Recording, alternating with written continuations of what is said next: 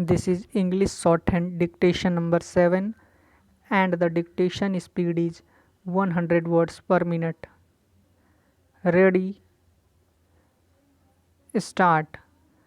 Infrastructure development is the very backbone of any strategy aimed at achieving higher growth and large scale employment generation.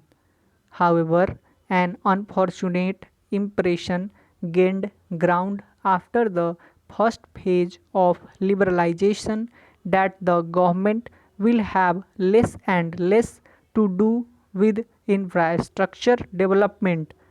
As a result, a slowdown has taken place in investments in this vital area of the economy.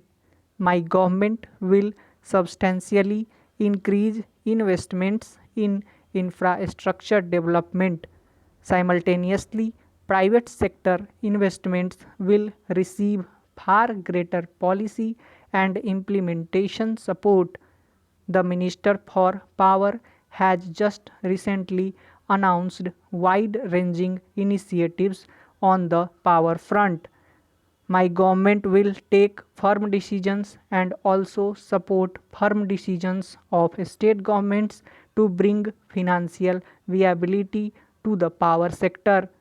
The state electricity boards are bankrupt and need restructuring. The drain on internally raised resources has to stop. In this regard, the country should take note of the bold but painful steps the Andhra Pradesh Chief Minister has taken to guard and raise the viability of power generation and distribution in his state. We also support in this regard the initiatives of the Orissa government. Delays in implementation have been the bane of infrastructure projects in India. They have led to not only cost and time overruns but also loss of opportunities in downstream income and employment generation. This neglect and waste will be positively addressed. Towards this end, the Prime Minister's office will directly monitor all projects capitalized at more than rupees 100 crore each in the areas of power, roads, bridges and dams, irrigation, telecommunication, oil and energy, railways, ports and airports. My office will seek a monthly progress report on all such projects and ensure that they are completed and commissioned on due dates. Agriculture is the very heart of our economy and culture.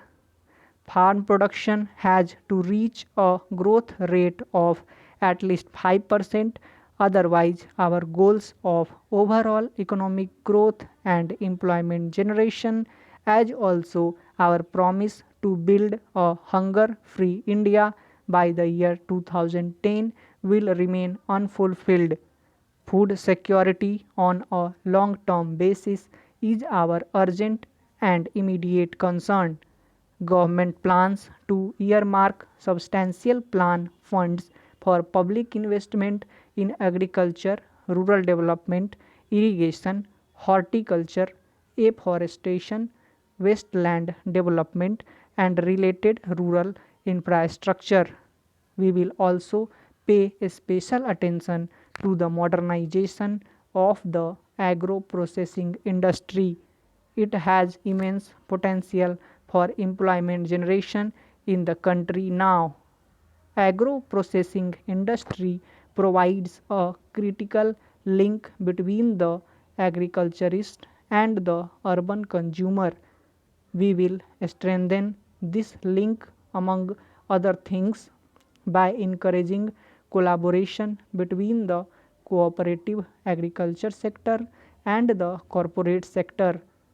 Opportunities in exports of food products will be vigorously pursued.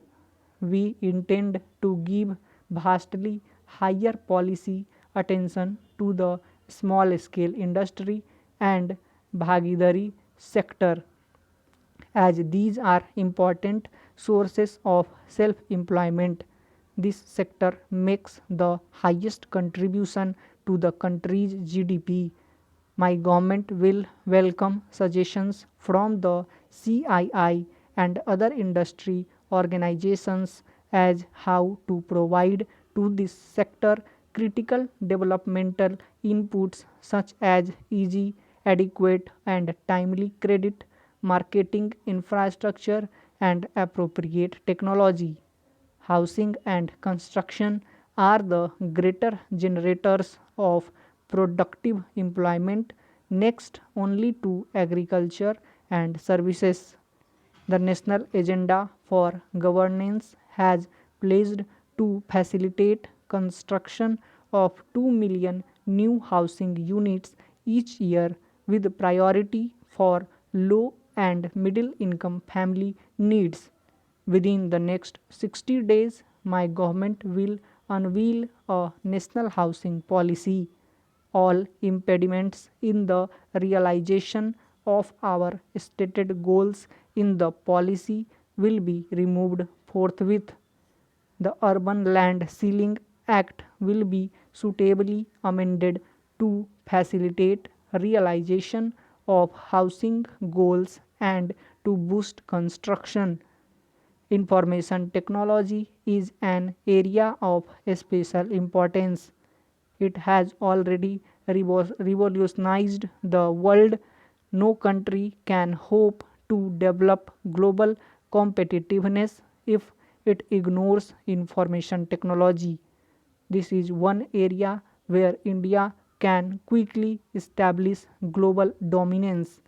India can be fully competitive in this area with tremendous payoffs in terms of income generation and creation of high quality jobs. This area also provides an alternative and attainable opportunity to Indian business and industry to become software. Just three Indian companies, not exactly household names, have today a market capitalization of rupees 13,000 crores and all are also aggressively exporting. In this connection, I invite specific suggestions from trade and industry for removing any bottlenecks in the way of faster growth of the infotech industry. In the national agenda, we have pledged to make India a software superpower. Within the next 30 days, we will set up a national information technology task force which will formulate a draft national informatics policy. The government will initiate immediate steps to effect reforms in the public sector.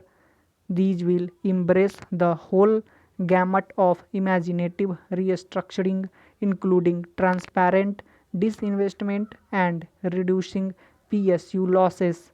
Indian industry must improve its global competitiveness and strengthen its export muscle. We cannot succeed in Swadeshi development if we do not export. The new EXIM policy seeks to provide special support to our exporters as such.